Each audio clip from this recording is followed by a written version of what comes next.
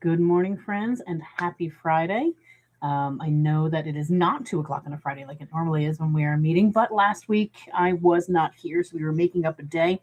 As you guys know, life happens, family happens. One of my kids needed us, and we were there, of course, but that does not mean we don't get to make up the work. So we are here today to start off our June month, which is probably one of my favorite. I love all the topics we talk about, but June is probably one of my favorites because we talk about managing people day to day. And this is where I truly believe that companies can be made or companies can be broken. Careers can be made or jobs can be had. It really is a differentiator. How do we treat people day to day? Now, those big things that we do, those huge items, the benefits, the perks, all those things, hugely important. That creates a culture and environment that people want to be in. But how do we treat them day to day makes a huge difference in what their career is going to look like. So today we're talking about the conversations most managers avoid. Looking at my notes right now, later today, I'm used to saying next week, later today is how to give feedback that actually lands. June 19th is managing performance without micromanaging. That is such a big one, such a big one. And June 26th, when an employee isn't working out, now what? Because all the happy things I talk about, all the amazing ways I want to treat employees and be great and hold people accountable and coach them and guide them, sometimes at the end of the day, they're just not the right fit for your company or your organization, and we have to have those tough conversations. So don't think all the sunshine and rainbows and butterflies things I talk about means that we have to keep employees that aren't right for our business. At the end of the month, we're going to talk about what that looks like. Um, just a quick note, as always, everything I say here is I'm going to be as broad as I possibly can.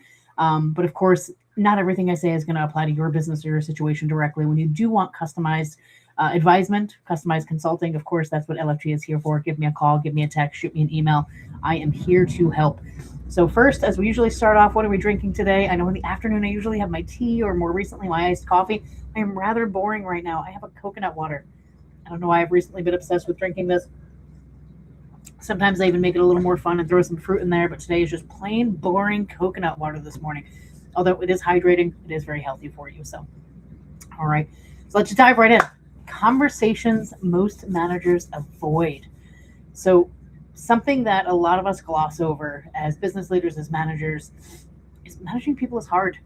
We're in the business that we're in, whatever that might be, landscaping, nonprofit, retail, whatever it might be. And we tend to focus, of course, we have to focus on what our actual product and service is and becoming experts there. But we don't always recognize that managing people is incredibly challenging. Every person is different, every personality is different. And not like Excel nerdy spreadsheet hard, right? It's hard because you care about this individual, you care about this person, you depend on them. And when you have to have the conversations that aren't easy, it can be kind of hard, especially if you're not doing it on a regular cadence. So most managers, especially in small businesses, do everything they can to avoid these conversations. We'll go over a little bit of the why we do that and a little bit of how we can get through that. Um, but usually it's avoiding those conversations. They'll kind of hint a little bit or they'll hope that things change. They'll wait for the problem to fix itself. They'll kind of skirt around it by reassigning things. It doesn't work. It doesn't fix itself. It is very, very, very incredibly rare that it will fix itself. So today we're going to talk a little bit about managing people day to day, not the theory, not the corporate playbook, not an SOP, but the real conversations we have with people, the things that keep you up at night when you're like, this guy or gal is really struggling and I don't know what to say and I can't sleep at night and it's stressing me out all the time. So why are we avoiding these conversations? Why aren't we having them? Oops, sorry.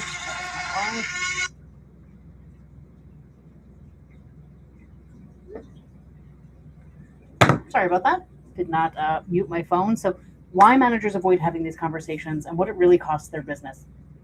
So most of the time our managers are avoiding these conversations. It is not because they're lazy. Sometimes it is, but it's usually not because they're lazy. Usually it's because they don't want to damage the relationship. Think about times where potentially we either were friends with these folks before we brought them onto the business, or potentially we became good friends with them through working with them, especially in a small business environment. You see them every day, you genuinely like them, and it becomes very challenging to have those conversations. So first is they don't want to damage that relationship. Second, they're not sure that they're right. Maybe I'm being too hard on him, or he's the subject matter expert in that field. I'm not.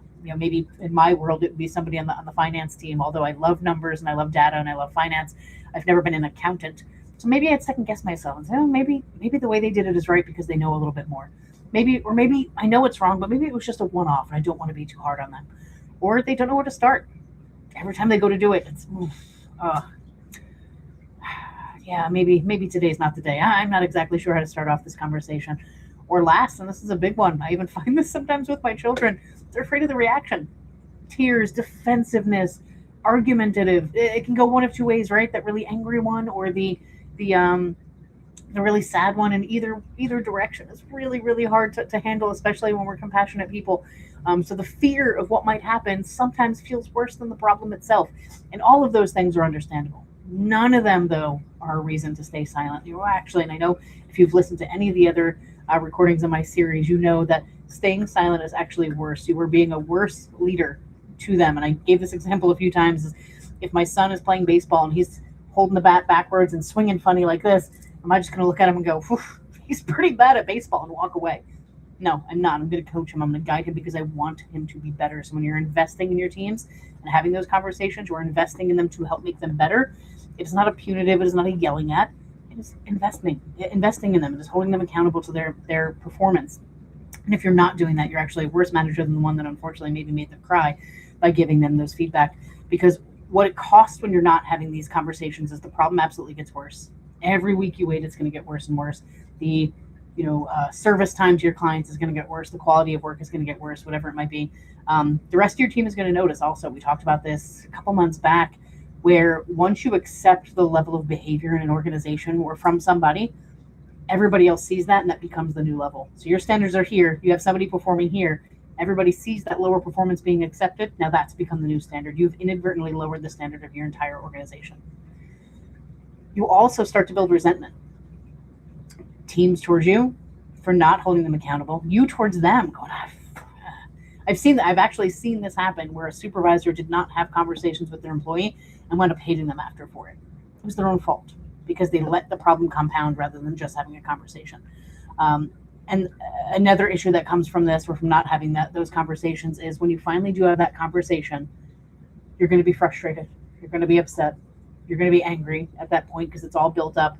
On top of that, and this is a whole other conversation we can have more on my HR side, is it's a lot harder to have that accountability conversation, that termination conversation when you have not recorded all of these issues leading up to that termination point. And you want to be able to document the whys behind it. If you're not documenting or having these conversations, that's a much harder conversation on the HR side a lot later. And then when you're frustrated as a leader going to HR going, I want to fire Bob. I'm going, Bob has a clean record. We can't fire Bob. And you're frustrated because you know Bob shouldn't have a clean record. He's been messing up for months, but you've done nothing about it. So you can't. When we're having these conversations, though, as I said, it makes it a lot easier for the team. It makes it easier for that employee to improve, and of course protects the organization, which is a huge component of it. Okay. So the 3 conversations small business managers avoid the most, and this isn't all, but this is kind of the ones I've isolated as the most: performance conversation, the attitude or behavior conversation, and the compensation or role conversation. So when I came up with these 3, I really kind of racked my brain to think of what conversations that I recall being some of the toughest ones, or the ones that I wish our leaders have had with their people, but they just did not.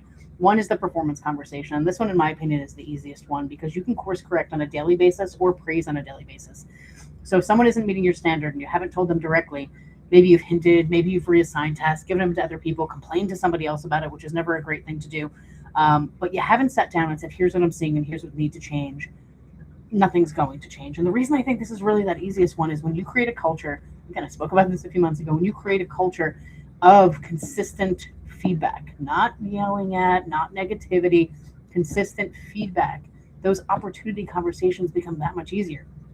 So what I mean by that is if you have an employee that's not performing well or struggling this month, and you haven't given them any performance feedback in 6 months, that moment is oh, wow, my boss actually had to sit down with me and talk to me about my performance. They actually did this.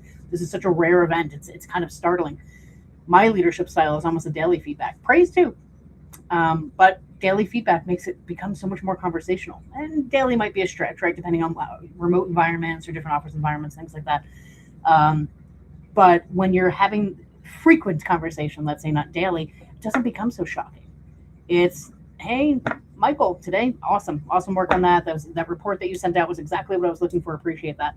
Now the next day, Michael, you sent me that Excel spreadsheet. But when you looked at column D, C, and E, that really wasn't the data I was looking for. I did ask for this other data, so can we get that updated right away? That person's not going to feel as, oh, shoot, I just messed up, or my boss is so angry with me, because they're used to the constant conversation. So the performance conversation really should be one of the easiest ones. I'm not saying easy. It's on this call for a reason, but it should be one of the easiest ones. 2 is the attitude or behavior conversation. And in my opinion, that's one of the toughest ones to have. It's a very tough one to have because it feels more personal. It's not about a deliverable. It's not about saying, you're supposed to sell 5 widgets today and you only sold 4. The attitude or behavior conversation is about how somebody's showing up. It's their tone with the clients, how they talk to teammates, their physical posture in a meeting. Are they slouched? Are they rolling their eyes while you're talking to them and kind of looking for? These are things that we have to have conversations about this.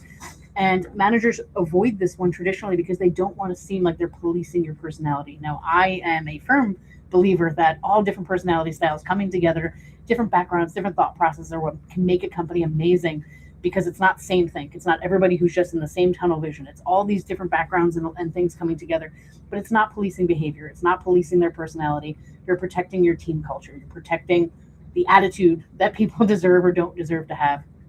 And the last tough conversation is the compensation or role conversation.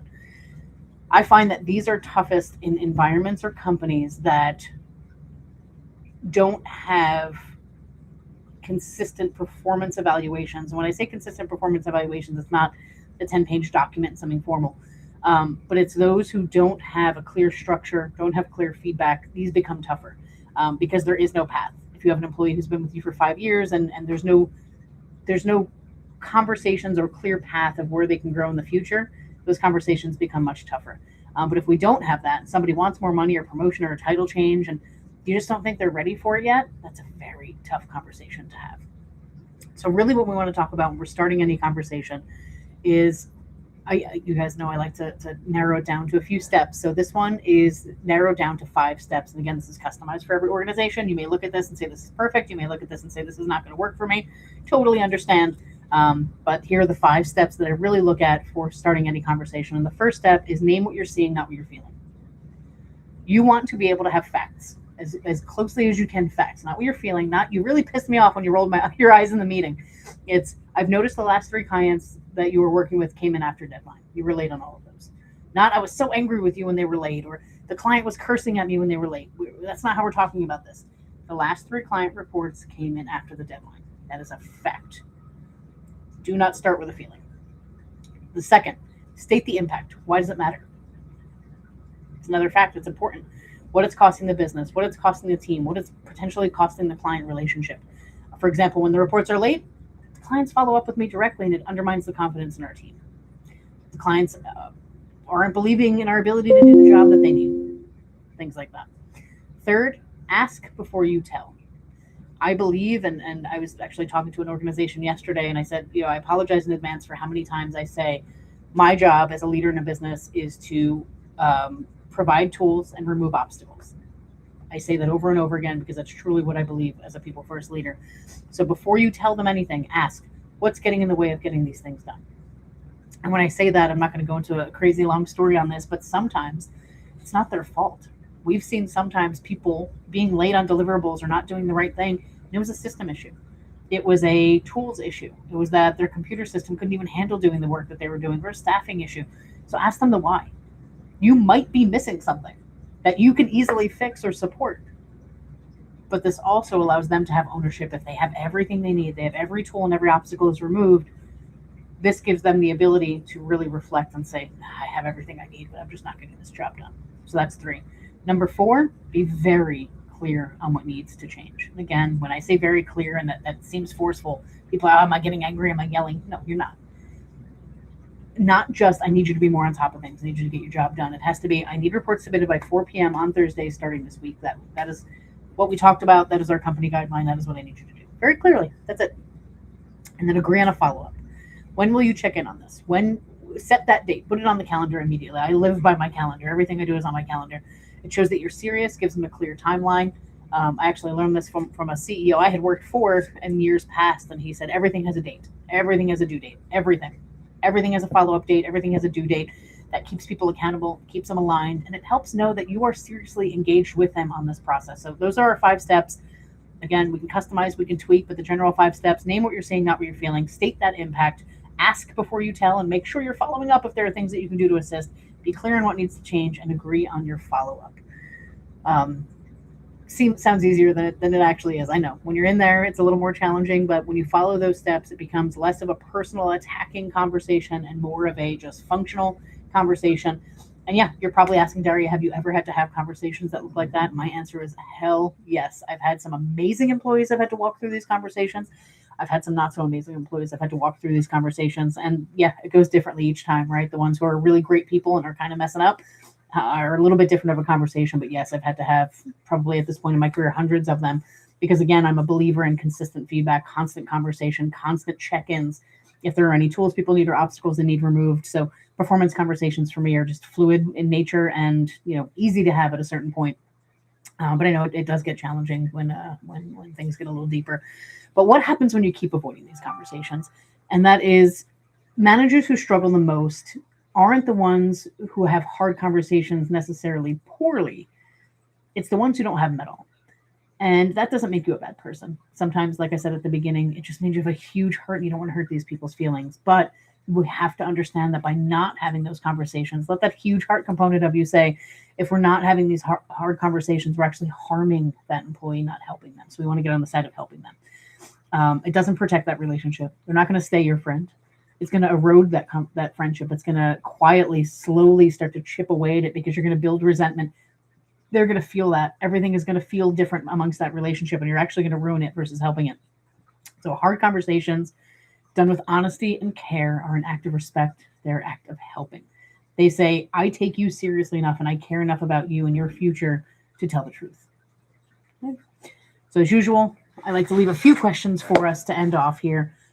Things I really want you to go back and think about. And what is a conversation you've been putting off? Think of all your employees, your entire team. You don't have to name names. Just think about a situation. What's a conversation that you've been putting off with somebody that you really, and don't minimize. Don't say that's not really a big deal. It's just kind of a little thing. No, because little things compound. Little things get bigger. Second is, what's the number one reason you avoid hard conversations at work? Is it because it's too hard? You don't have enough time? You don't know how to do it? All valid things that I've heard in the past. And has avoiding a conversation ever made a situation significantly worse?